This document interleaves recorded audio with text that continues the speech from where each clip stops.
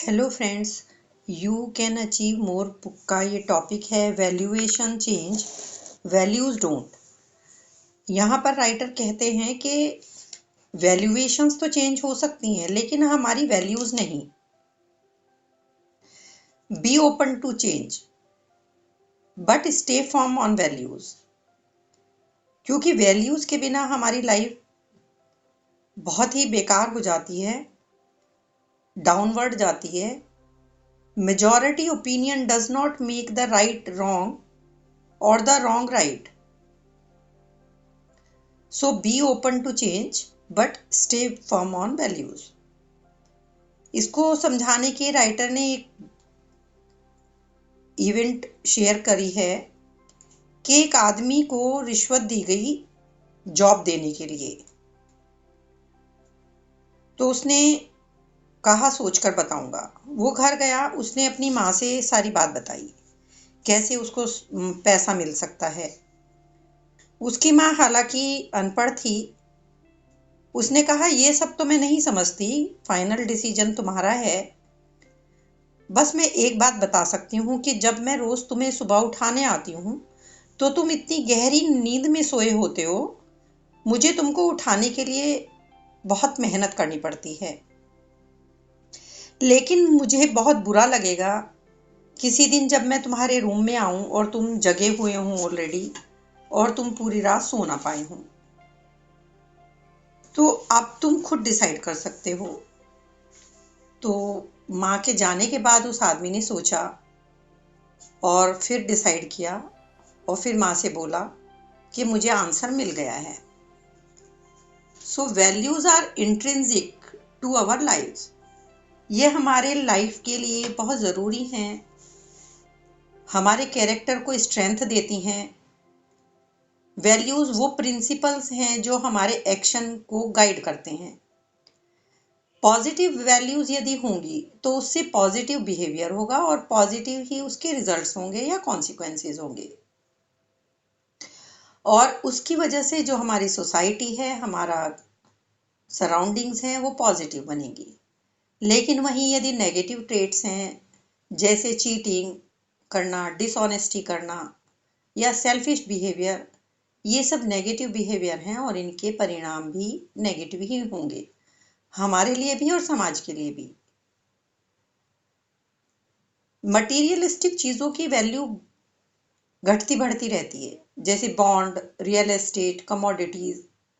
लेकिन जो वैल्यूज हैं वो हमारे एक जनरेशन से दूसरी जनरेशन में पास होती हैं।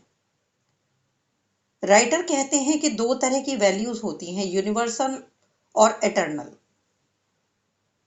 जो टाइम के साथ नहीं बदलती। यूनिवर्सल का मतलब है जो values across country, culture, religion होती हैं, और एटर्नल का मतलब है कि जब हम यहाँ दुनिया में आए भी नहीं थे तब भी थी, और जब हम यहाँ नहीं रहेंगे या दुनिया से चले जाएंगे तब भी रहेंगी। राइटर कहते हैं एक बार उनको इंटरव्यू किया गया, उनसे पूछा गया कि राइट या रॉन्ग होता है। तो राइटर ने कहा यस होता है। लेकिन पत्रकार ने कहा कि शेक्सपियर ने तो कहा था राइट या रॉन्ग नहीं होता, आपकी थिंकिंग उसको राइट रॉन्ग बनाती है। तो राइटर कहते हैं कि यदि राइट रॉन्ग नहीं होता तो ये जितने सारे क्रिमिनल्स हैं इनको छोड़ देना चाहिए।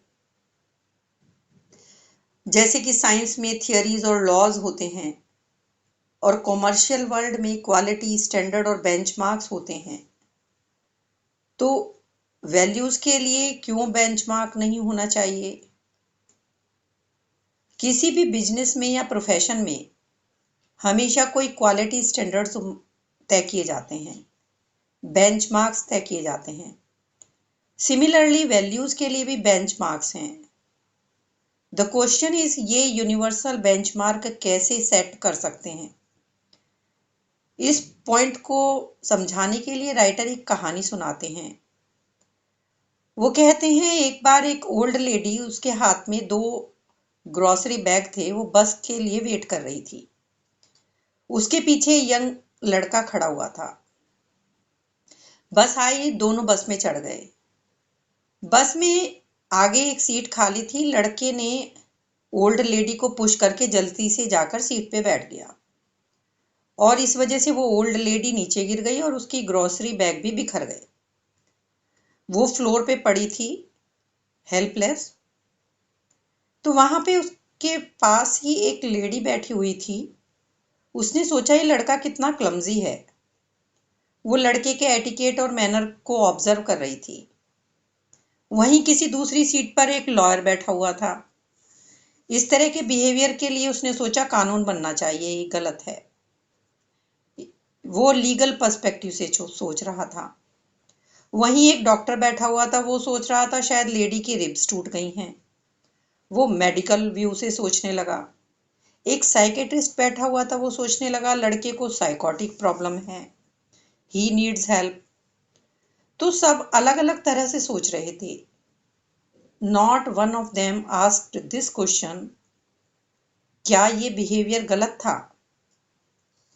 लेकिन यदि हम ये क्वेश्चन पूछते हैं तो हम जजमेंटल बन जाते हैं। यदि हमारा वैल्यू सिस्टम क्लियर है, what is wrong in being judgmental? दो क्वेश्चन उभरते हैं इससे।